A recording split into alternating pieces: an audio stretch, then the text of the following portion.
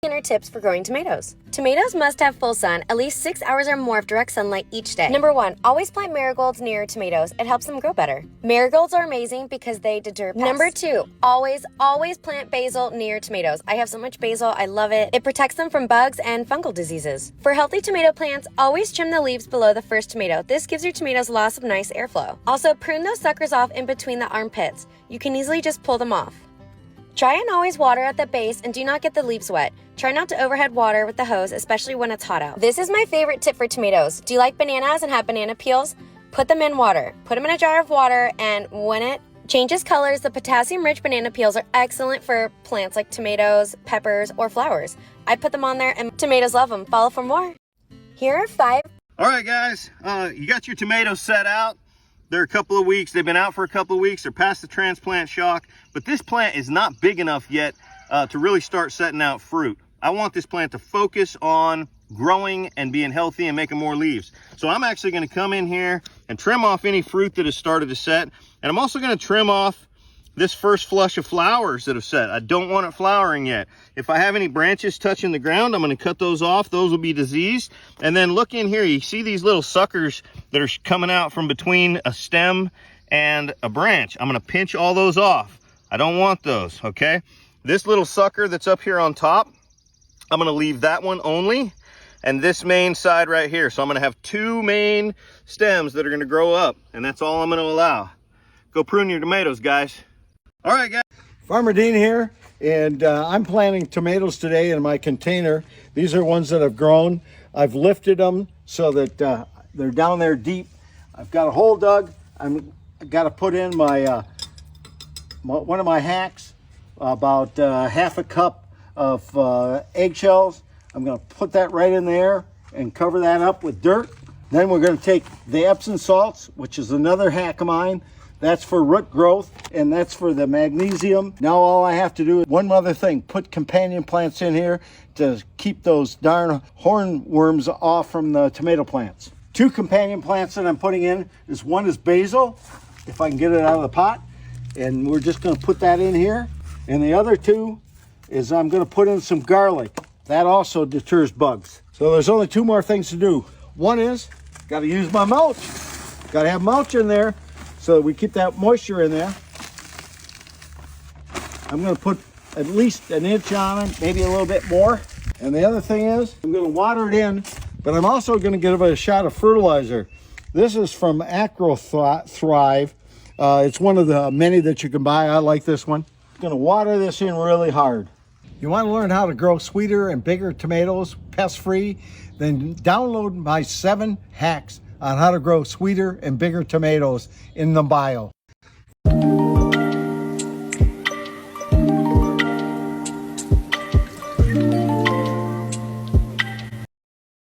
Here's an important tip for growing tomatoes. A common mistake that most people do is plant their tomato plants in the ground and then just leave them there. Tomato plants are very prone to diseases, so it's important that you trim off the bottom sets of the leaves so that the plant isn't touching the ground, just in case there are any diseases lingering within the soil. It's recommended that your tomato plants sit above 3 to 4 inches, but I like to do 4 to 5 inches just to make sure. Another mistake people do is water on top or in between their tomato plants. You don't want to do that because it will promote fungal growth. Instead, water your tomato plants at the very base of the stem.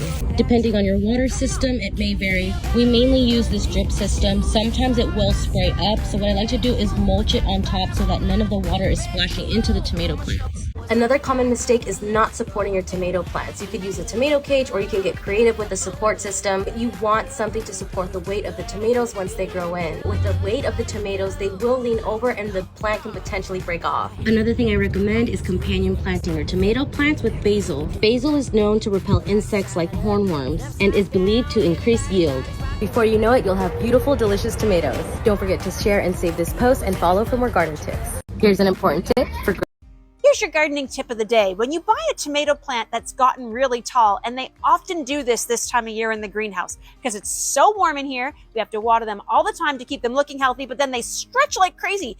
And it's fine, it's just that they get kind of tall and a little bit skinny looking. So the secret is, when you get a tall tomato plant, that you need to bury most of the plant in the ground. So if you're planting it in a container, you're going to want to put it in the very bottom of the container and fill the rest with soil. If you're putting it in a garden, what we suggest you do is you dig a trough, You lay it on its side and you cover the whole plant with soil as much as you can to about here. Like honestly, 3/4 of the plant I would cover up with soil. And the reason you're going to do this is you'll notice on the base of this stem that there's all kinds of fine little hairs. And what those will become if you cover them with soil is roots. And it makes a much stronger tomato plant. It doesn't flop around in the wind. It's just going to give you much more of a plant, like a root base, in order to feed your plant, and you'll have a much better, robust tomato crop. Do you want to get more out of your tomatoes? I would wager a guess that your tomatoes are looking pretty wild like this. Now, if you want to increase your harvest, we're going to have to prune these things back pretty heavily. And these pruning methods are for indeterminate style tomatoes. As this style of tomato is pretty much a vine, it will keep growing and growing and growing, and the growth points are from these suckers. Now, what's a sucker? A sucker is an additional stem that is found at a 45-degree angle between a leaf branch and the main stem. If you want to do no other pruning to this plant, at least remove the suckers to help your plant produce bigger fruit. At the bottom of your plant, you want to remove at least the first foot of foliage, as the sun isn't touching these leaves anyways. Now at first it seems really scary, and I'm a pretty aggressive pruner, but doing this improves the airflow. It takes away some of the structures that plant is working to support, and then we'll put it into the fruit. Trust me. And make sure to like and follow for more tips. Do you want to get more out of your tomatoes? Hey guys, Andre the Farmer here, and today I'm going to show you the best way to plant your tomatoes for maximum success.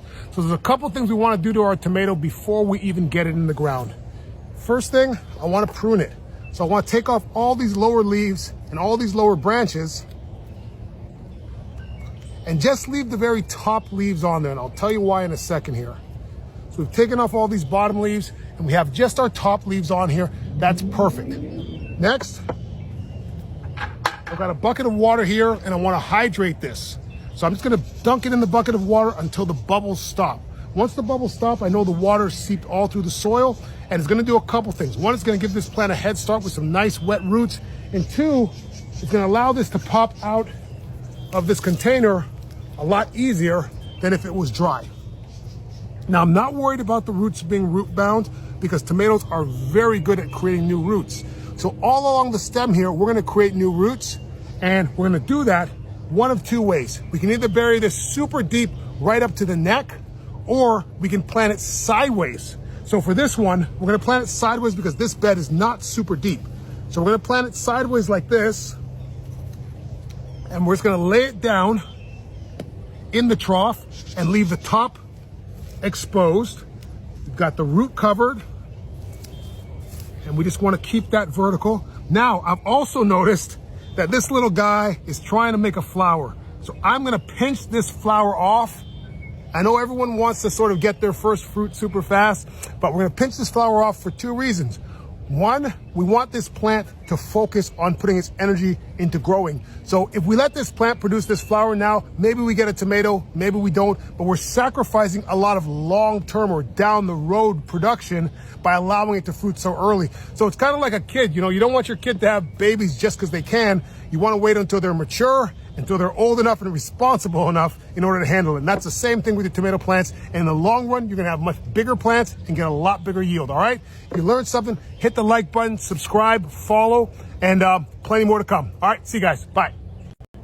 Don't plant your tomatoes on their own. Instead, let them hang out with one of these 3 plants, and they'll thank you with better harvests. Thank you, Tomato Daddy. First, we have a plant that produces a ton of small flowers, which provide nectar to a ton of awesome bugs. And those bugs lay eggs in tomato-eating caterpillars. And that plant is dill. This next plant doesn't make much sense until you realize it grows mostly underground and puts out a ton of bushy foliage, which prevents the dreaded soil splash, meaning any disease prevalent in the soil can't get to the plant. That plant is a sweet potato. This next one is almost as popular as tomatoes themselves. They help suppress weeds, also exude chemicals that keep weeds from sprouting. And you should transplant at the same time you put in your tomato. And that plant, of course, is the cucumber. And that's why I say, don't plant your tomatoes on their own. Instead, let them hang out with one of these 3 plants, and they'll thank you with better harvests. Thank you, Tomato Daddy. First, we have a plant that produces a ton of small flowers, which provide nectar to a ton of awesome bugs. And those bugs lay eggs in tomato-eating caterpillars. And that plant is dill. This next plant doesn't make much sense until you realize it grows mostly underground and puts out a ton of bushy foliage, which prevents the dreaded soil splash,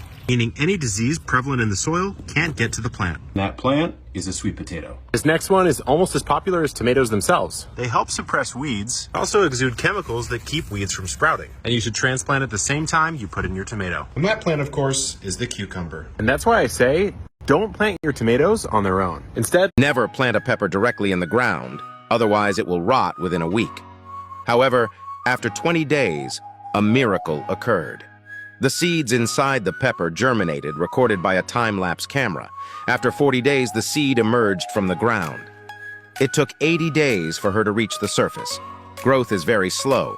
It takes 100 days to get a pepper plant. It is possible to grow peppers at home with a few simple steps. You can reduce this time to 2 months, including the flowering and fruiting period.